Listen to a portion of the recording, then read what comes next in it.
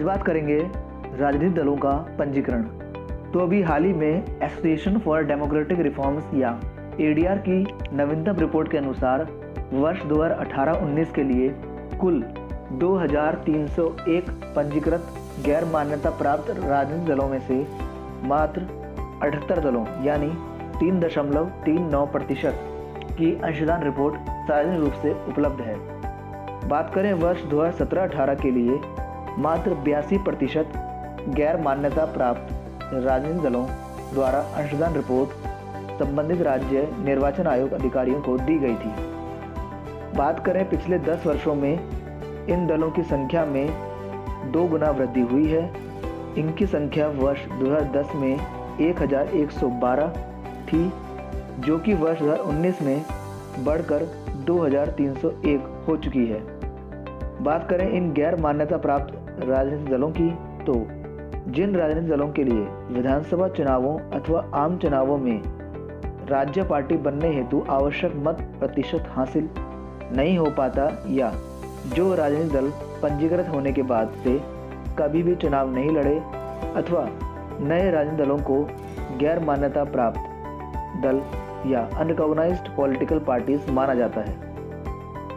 इन दलों के लिए मान्यता प्राप्त दलों को प्राप्त होने वाली सभी सुविधाओं अथवा लाभ नहीं मिलता।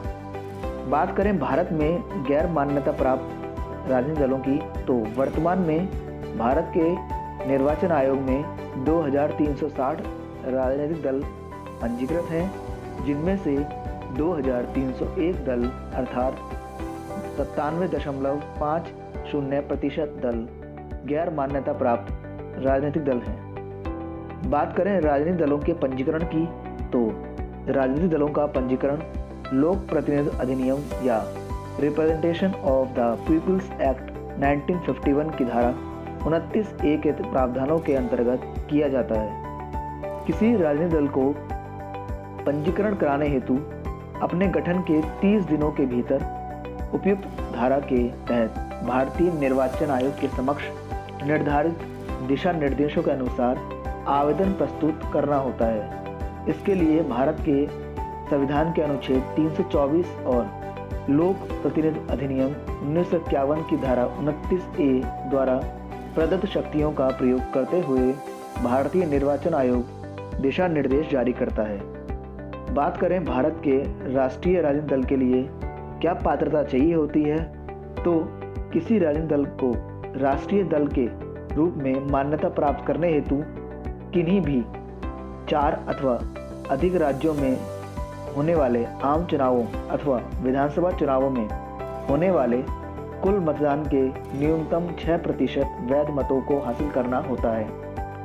इसके अलावा इसके लिए किसी भी राज्य या राज्यों से लोकसभा में न्यूनतम 4 सीटों पर विजय प्राप्त करना चाहिए या राजनीतिक दल द्वारा लोकसभा चुनावों में कुल लोकसभा सीटों की 2% यानी 543 सदस्य की वर्तमान संख्या में से 11 सदस्य सीटों पर जीत हासिल की गई हो तथा ये सदस्य कम से कम 3 अलग अलग राज्यों से चुने गए हों।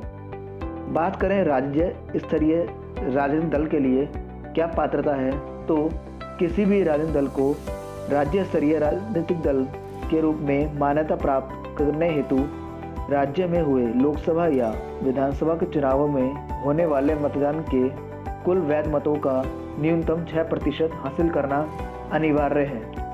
इसके अलावा इसके लिए संबंधित राज्य की विधानसभा में कम से कम 2 सीटों पर जीत हासिल करना होनी चाहिए।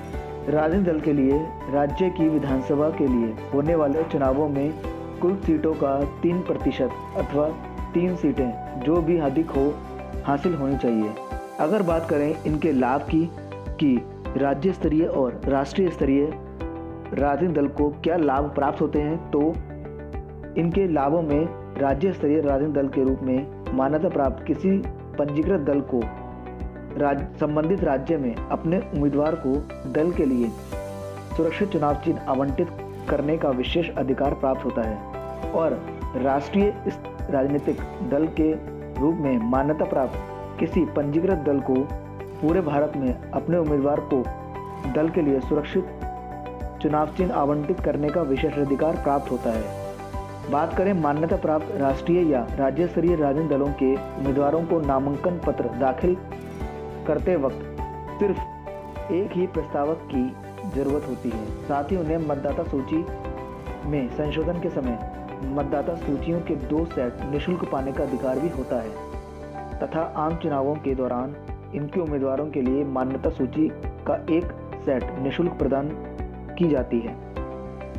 इनके लिए आम चुनावों के दौरान उन्हें आकाशवाणी और दूरदर्शन पर प्रसारण की सुविधा प्रदान की जाती है। बात करें मान्यता प्राप्त राजनीतिक दलों के लिए आम चुनाव के दौरान स्टार प्रचारक या स्टार कैंपेनर की यात्रा का खर्चा उस उम्मीदवार या दल के खर्च में नहीं जोड़ा जाता है। अगर बात करें स्टार प्रचारकों की तो स्टार प्रचारकों को चलते हैं। बात करें स्टार प्रचारकों की तो निर्वाचन आयोग ने स्टार प्रचारकों की संख्या सीमित कर दी है। सभी मान्यता प्राप्त राष्ट्रीय और राज्य स्तरीय दलों के लिए स्टार प्रचारकों की संख्या 30 थी, लेकिन और गैर मान्यता प्राप्त क्षेत्रीय दलों के लिए यह संख्या 15 थी।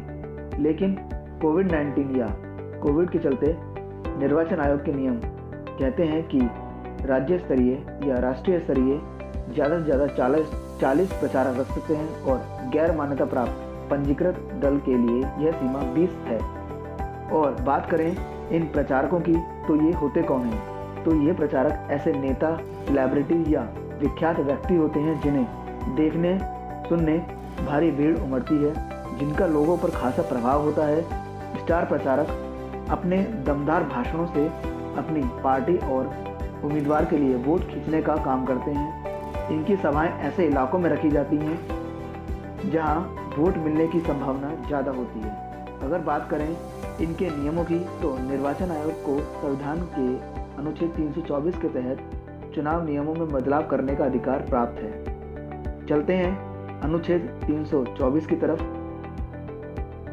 भारतीय संविधान के भाग 15 में अनुच्छेद 324 से लेकर अनुच्छेद 329 तक निर्वाचन की व्याख्या की गई है।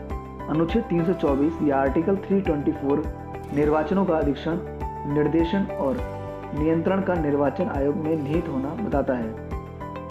संविधान के अनुच्छेद 324 में ही निर्वाचन आयोग को चुनाव संपन्न कराने का अधिकार दिया गया है। बात करने निर्वाचन आयोग की तो निर्वाचन आयोग एक संवैधानिक स्थायी निकाय है।